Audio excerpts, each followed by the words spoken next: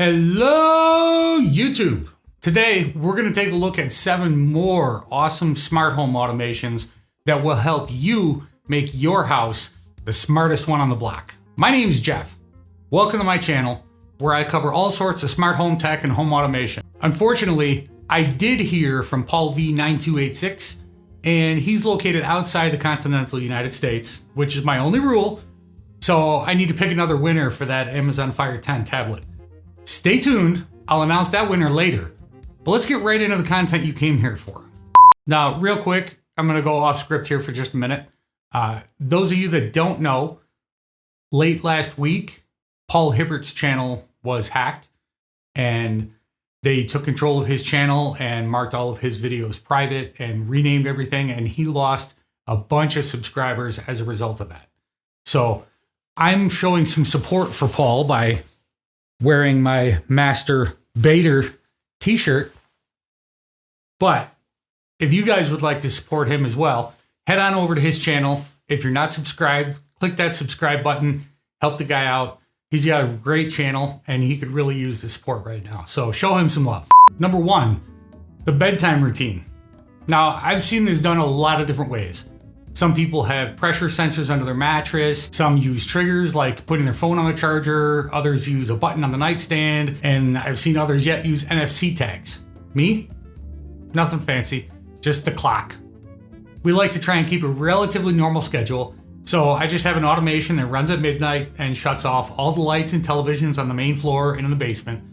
Now, I did order some NFC stickers to mess with, but we'll save those for a future video once I've figured out what I want to do with them. Number 2, washer and dryer notifications. These are great. Since our washer dryer are up on the 2nd floor in a laundry closet, it's not uncommon that we don't hear the little chime when the washer or dryer are finished running. So when we replaced our washer and dryer, one of the primary features that was required, by me of course, was the ability to integrate them with Home Assistant. We chose LG front load models, and honestly, couldn't be happier. The clothes come out clean, they're integrated with HA, it's awesome.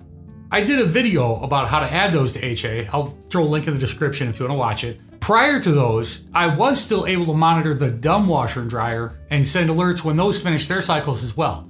To do that, I used a Sonoff S31 smart outlet since it has a power monitor built into it. And for the dryer, I used a Shelly to monitor that since it was an electric dryer and I couldn't find a 220 volt smart outlet. If you know where to get one, tell us in the comments, since smart outlets are much easier than taking everything apart and wiring in a Shelly, and I'm sure some of the other viewers would like to know. Number 3, front door automatic lighting. Now, when the front door is opened after dark, the lights in the front foyer automatically turn on.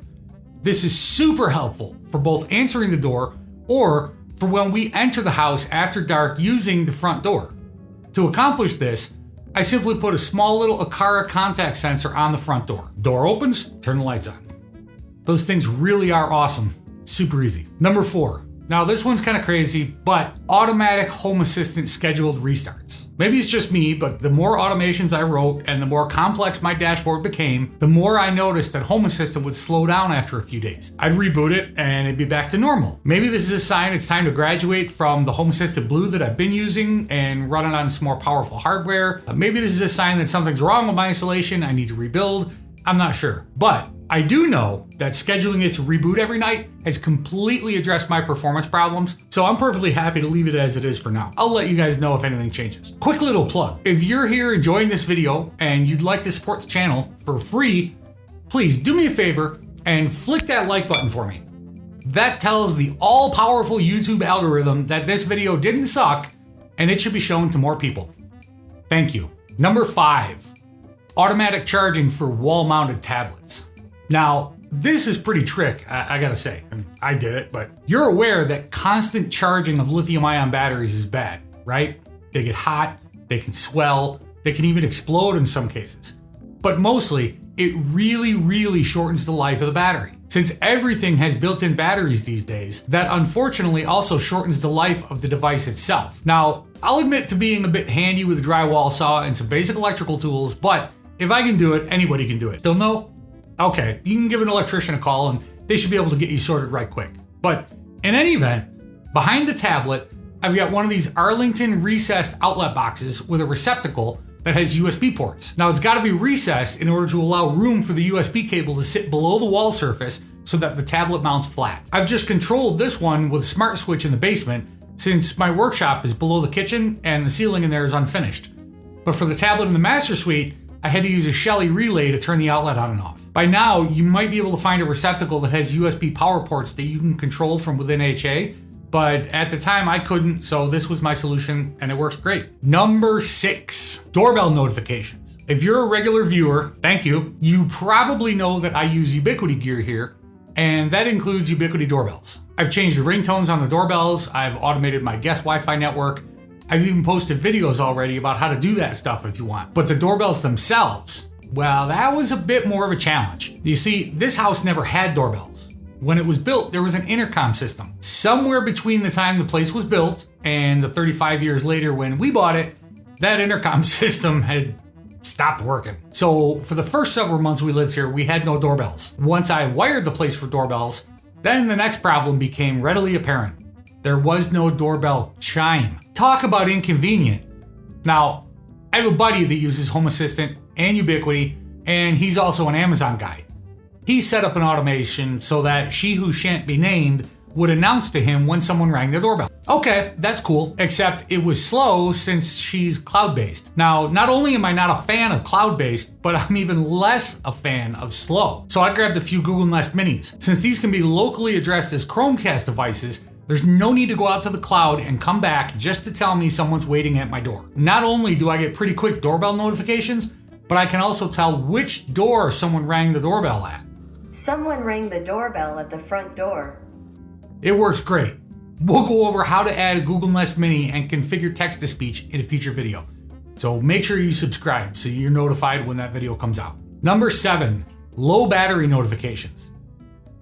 As I started adding more and more sensors around the house, the realization began to sink in that they all had batteries in them. Batteries everywhere. I needed to keep track of all these batteries so I knew when it was time to replace them. To help with that, I added a page to my dashboard that displayed all of them.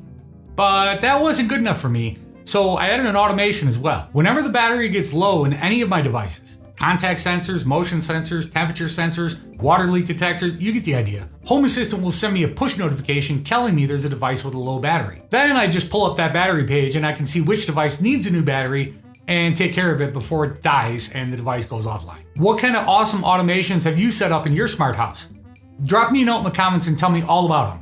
I need more ideas of stuff I can automate here to drive my wife crazy. Now, the giveaways. I had to redraw for the Fire 10, and the lucky winner is, drum roll please, Sean Christensen.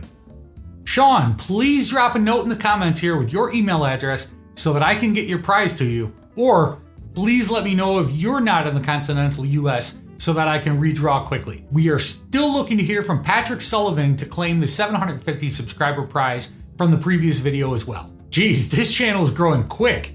At this rate, I'm going to be announcing the winner of the 1,000 subscriber prize before the 500 and 750 are even claimed. Wow. I just want to take a moment to thank all of you that have subscribed and watched and liked my videos. You guys are awesome. And without your support, I wouldn't be here making videos. So thank you. As for that last prize, to celebrate 1,000 subscribers, I'm giving away something great. I'm not telling you what it is. You'll just have to trust me that it's going to be awesome. To enter, you need to be subscribed to the channel. I mean, you do want to be notified when the video goes up so you know if you're the winner, right? Then after you subscribe, you need to comment on my first video on this channel, the one about how to install Home Assistant on Windows 10. I'm going to choose the winner from the comments on that video. The only rule is that you need to live in the continental United States. Shipping costs, export laws, yada, yada, yada. I'm not a logistics expert, I'm an IT nerd. My contest, my rules. Sorry. As always, thank you for watching. I hope you found this video informative, I hope you found it entertaining, and I hope you get some great ideas on ways to use smart home tech to improve your life. Until next time, go and automate something, will ya?